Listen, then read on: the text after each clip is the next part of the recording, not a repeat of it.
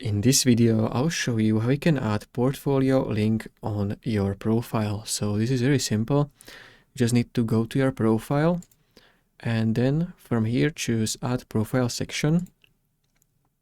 Then you need to choose recommended. So click on this arrow to expand and then choose add featured.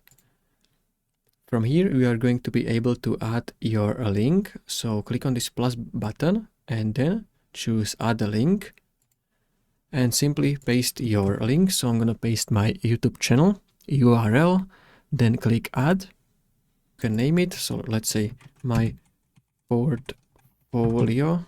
So my portfolio, you can add description, you can add thumbnail, and then just simply click save. Now, when you open your profile and you scroll a little bit, you will see this featured section, and this is your portfolio link added to your profile. So this is how you can add your portfolio link on your profile on LinkedIn. If you found this video helpful, consider subscribing for more tutorials.